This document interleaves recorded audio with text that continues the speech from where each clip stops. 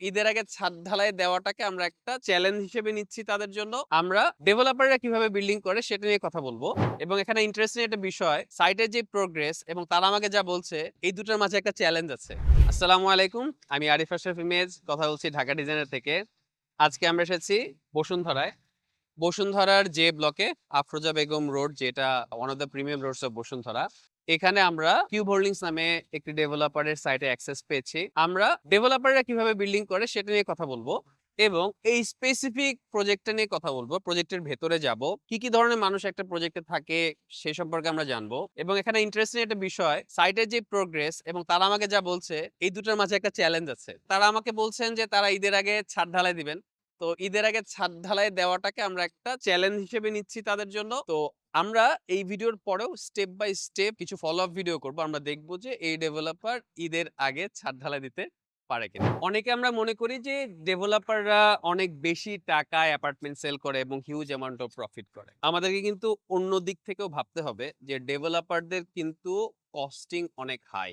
সবচেয়ে বড় যে খরচ সেটা কিন্তু আসে যখন একজন ডেভেলপার পাওয়ার অফ অ্যাটর্নি নেয়, তখন কিন্তু তাকে অর্ধেক অ্যাপার্টমেন্ট ল্যান্ড ওনারকে দিয়ে দিতে হয়, বাকি অর্ধেক সেল করে তাকে প্রজেক্টটা নামাতে হয়।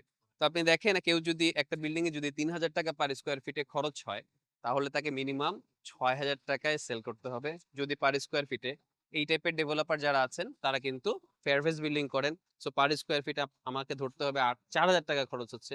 সো ৮,০০০ টাকায় তিনি যখন সেল করবেন তখন তিনি ব্রেক ইভেনে যাবেন। এর উপরে তার কিন্তু অফিসের খরচ আছে। আপনারা দেখবেন যে কত ধরনের মানুষ আসলে একটা প্রজেক্টের সাথে ইনভলভ থাকে।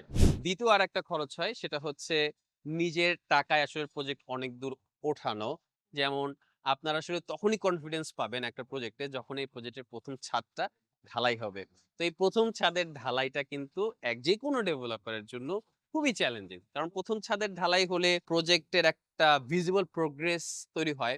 আরেকটা মজার জিনিস ঘটে যে প্রথম ছাদ ঢালাই হলে আমরা যারা বায়ার আছে, আমরা যারা অ্যাপার্টমেন্ট কিনেছি, তারা কিন্তু লোনের জন্য অ্যাপ্লাই করতে পারে বা লোন গুলো পাওয়া শুরু করতে পারি।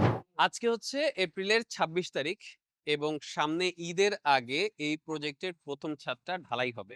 এটা কেন চ্যালেঞ্জ আমি আপনাকে বলছি। এখনো কিন্তু গ্রেড বিমের ঢালাই হয়নি। প্রথম এক লেয়ার ব্রিক লে করা হয়েছে, যেটা বেসিক্যালি বিমের তলা হিসেবে কাজ করবে। বিমের রড বাঁধা মাত্র শুরু হয়েছে। সো প্রথমে বিম ঢালাই করতে হবে চারপাশ দিয়ে। এরপরে বিমগুলোর মাঝে বালি দিতে হবে এবং এটাকে কম্প্যাক্ট করতে হবে। তারপরে কম্প্যাকশনের উপরে একটা ফ্লোর ঢালাই দিতে হবে। তারপরে কলামগুলো ছাদ পর্যন্ত উঠবে, তারপরে ছাদ ঢালাই দিতে হবে। অনেকগুলো স্টেজ। তো আমরা দেখব স্টেপ বাই স্টেপ, এই ভিডিওতে আসবে না কিন্তু পরবর্তী অনেকগুলো ভিডিও মিলিয়ে আমরা আসলে দেখানোর চেষ্টা করব তারা আসলে সাকসেসফুলি এই ছাদটা ঢালাই দিতে পারে কিনা। তো আমরা এখন এই সাইটে কারা কারা আছেন বা যারা যারা এই চ্যালেঞ্জে আছেন তাদের পরিচয়গুলো আমরা জানবো। তো এখন আমরা ডেভেলপারের পক্ষ থেকে সাইটে এখন যারা উপস্থিত আছেন তাদের পরিচয় একজন একজন করে জানবো এবং এটাও জানবো যে তারা কোন প্রসেসে বা কিভাবে প্রথম ছাদের ঢালাইটা ঈদের আগে শেষ করবে। তো প্রথমে আমরা সেলসের যিনি আছেন সেখান থেকে শুরু করব, তারপর সাইট ইঞ্জিনিয়ার এবং শেষে এই প্রজেক্টের যে ইঞ্জিনিয়ার আছেন, কোলাবোরেটর আছে, তার সাথে আমরা কথা বলবো। ধন্যবাদ। আমি শাহরিয়ার কবির অপূর্ব। আমি কিউব হোল্ডিংস লিমিটেডে অ্যাসিস্ট্যান্ট ম্যানেজার হিসেবে আছি সেলস অ্যান্ড মার্কেটিং ডিপার্টমেন্টে। বসুন্ধরায় কিউব হোল্ডিংস লিমিটেডের অসংখ্য প্রজেক্ট আছে। অ্যাজ এ অ্যাসিস্ট্যান্ট ম্যানেজার হিসেবে আমার কাজটা হচ্ছে গ্রাহকদের কাছে আমাদের প্রজেক্টটা সম্পর্কে ভালোভাবে উপস্থাপন করা। আমরা যে নান্দনিক ডিজাইন এবং যে নতুন দৃষ্টিভঙ্গি নিয়ে বসুন্ধরাতে কাজ করছি বিগত ১৩ বছর যাবৎ, সেটাকে আমরা সর্বস্তরের গ্রাহকদের কাছে উপস্থাপন করাটাই হচ্ছে আমার দায়িত্ব।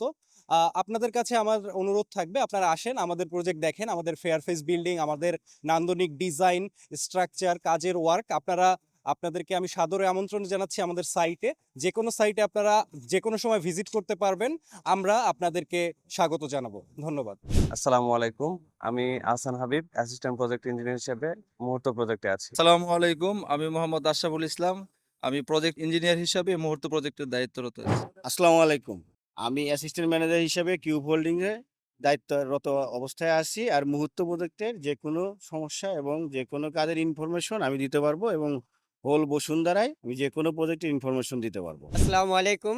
আমি মোহাম্মদ মমিনুল ইসলাম, কিউব হোল্ডিংস লিমিটেডে সিনিয়র ম্যানেজার হিসেবে আছি। কনস্ট্রাকশনের কাজ তো অনেকেই করে। আমরা যেভাবে বিভিন্ন প্রজেক্টে কাজ করছি, আমরা চাইলেই কিউব হোল্ডিংসের আপনারা বিভিন্ন প্রজেক্টগুলো ভিজিট করে কাজগুলোকে দেখে আপনারা যাচাই বাছাই করতে পারেন। অন্য 10টা কোম্পানির তুলনায় আমরা কিভাবে, কোথায় এবং কোন, কোন কোয়ালিটিতে এগিয়ে আছি আপনারা দেখলেই বুঝতে পারবেন যে আমাদের কাজের গুণগত মান এবং আমরা লাস্ট এই মুহূর্ত প্রজেক্টে একটা চ্যালেঞ্জ হিসেবে নিয়েছি।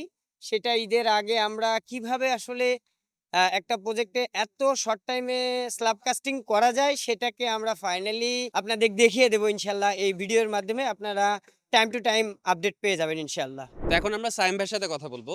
সায়েম ভাই হচ্ছেন কিউব হোল্ডিংস এর ডিজিএম হিসেবে আছেন। প্রোগ্রেস দেখে মনে হচ্ছে এই বিল্ডিং এর ছাদ দেওয়াটা ঈদের আগে কোয়াইট ইম্পসিবল। তো সায়েম ভাই আমাদেরকে এক্সপ্লেইন করবেন যে কিভাবে বা কোন প্রসেসে তিনি ছাদ পর্যন্ত যাবেন এবং পরবর্তীতে আমরা কিন্তু স্টেপ বাই স্টেপ এটাকে ফলো আপও করবো। সো সায়েম ভাইয়ের জন্য এটা অনেক বড় চ্যালেঞ্জ হতে যাচ্ছে। তো সায়েম ভাই কি বলছেন সেটা আমরা একটু শুনবো, প্রসেসটা একটু বোঝার চেষ্টা করবো। এখান থেকে কিন্তু আমরা অনেক কিছু শিখতেও পারবো ইনশাল্লাহ।